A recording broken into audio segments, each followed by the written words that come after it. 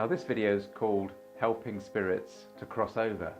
Really, the point of this one is to help people that are less familiar with spirit work to get to be more familiar with the idea that actually all of this stuff is quite normal.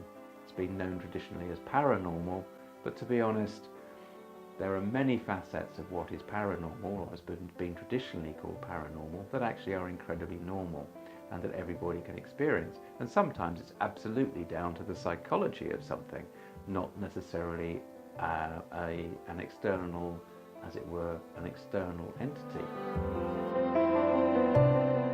My name's Tim Walter. I'm a house healer and an alternative life coach. And one of the things that got me involved in house healing in the first place, which is where we quite often come across trapped spirits and ghosts and that sort of thing, is that my wife and I moved into a house in 1998 where we found that we were actually living with the spirit of a deceased lady.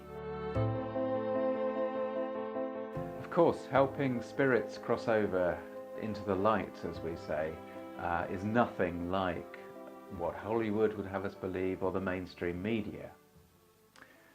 Spirits are, as my dear mentor Hamish used to say, they're just us but in a different time.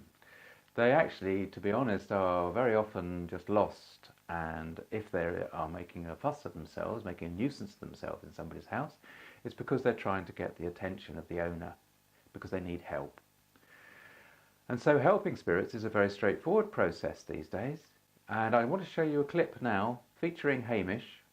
It's one that I recorded with him some years back, but it was Hamish that introduced me to this idea that there's nothing to fear from spirits of the dead or from ghosts. And if you have a little look at this clip, you'll see why. All earth energy is benign. Sometimes there are some uncomfortable bits, but they have been influenced by people's consciousnesses rather than there's nothing evil or satanic about earth energy at all. Usually when we are called out, I take Baal on, because she actually is, as a female, is sensitive to things that don't register with me. Sometimes, of course, there are entities, if you like, which are just us trapped in a different time. This was an important one, because as a 5-year-old child who had got to the stage where they were being deeply disturbed by an entity who was making noises with her toys. When we first moved in, I didn't notice there was a problem, but my little girl started saying a few things like, for instance, "What's that man doing behind you, Mummy?" And with the stairs here, when we used to walk up the stairs, she'd stop halfway and say, "Stand back and let somebody pass." So I thought it was a little game. But as the months went on, I started to hear things. This is Saskia's bedroom, and this is the mobile, which is the first thing I heard that I couldn't explain. I was in bed reading, and I heard this noise, which is maybe a little louder than that. Somebody had brushed past it, so I assumed Saskia's on her way into the bedroom. She didn't turn up, so I came to check her, and she's fast asleep. So the next day I decided to come up here and jiggle the bed about, lay on the bed and see if it would create the same noise. And when I couldn't explain this, I literally sat on the bed and thought, something's not right, there's something going on. I was reading her a story one night and she said, "It's much too scary for me to sleep in here now." I said, "What do you mean?" She said, "There's someone comes in my room at night, I can hear them walking around." So I tried to say maybe it was the birds on the roof, or "Mummy coming to check you." She said, "No, I'm on my own and I know there's somebody here because I can hear them breathing and they wake me up and I don't like it and I'm very frightened." On the landing outside here, because it's a wooden floor, we could hear footsteps going between my room and Saskia's room. Sort of almost sounded like they were running sometimes. And in her bedroom here, because I had the baby monitor on, I could hear her little toys being played with. If I'd heard something, I would come in and peek through the door and she'd be fast asleep. It started to really frighten me. I didn't want to be in the house in the evening on my own. Hamish said he would come and have a look round for us. All these things are energy forms. They have no particular material existence here. They can exist anywhere at all. The big point about these is they are desperately lonely. They're just us at a slightly different level. They're lost. They're desperately lonely. They've nobody to talk to at all. And what they try and do is summon up enough energy to impinge on one of our 5 senses. And they will do anything just to say, "For God's sake, I'm here, will somebody help?" So once you've located them in this thing, there is a way of communicating with them to help them to realise where they are and to realise that their absolute ambition to get out of here and back to the sort of life where they could be at the next level. They often go off without even saying goodbye, which is slightly worrying because you've gone to all this effort and suddenly, whoosh, they've gone. And the people in the house, of course, suddenly realise that they have gone. There is a fundamental difference in the house. There's no reason for fear anyway. There wasn't before.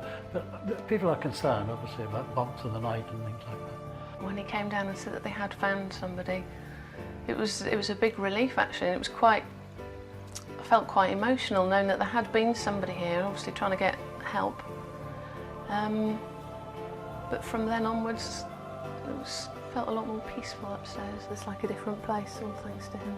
Happy house. Now Hamish always used to like being present in the same house as the energy that he was working with, but there are lots of house healers such as myself that work remotely, so we can work anywhere in the world.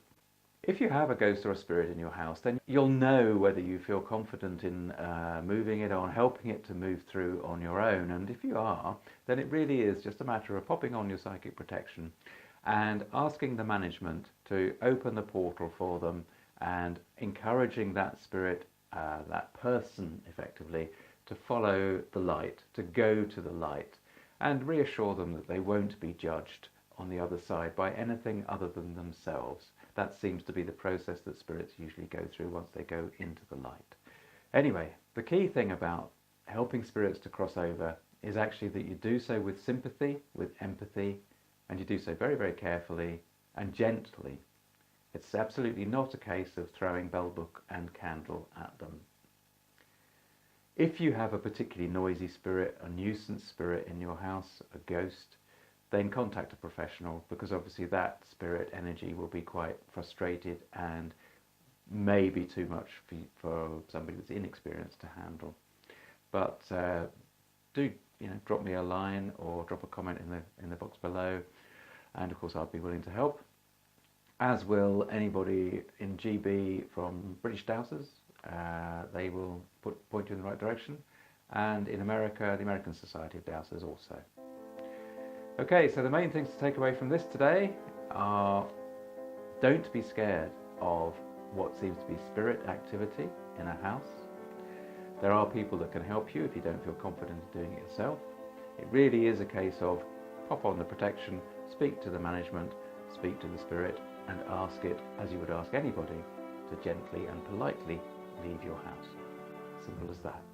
Life's changing, the modern world is changing, and it seems that spirituality is changing, and the main thing to always bear in mind is that you have your own direct link to your own creator, and that's where your power lies. Okay, hope you've enjoyed that. So leave a comment below. If you want to subscribe to more of this sort of thing, then click on the subscribe icon and click the bell to get notified when I upload a new video. Thanks a lot. Take care. Bye.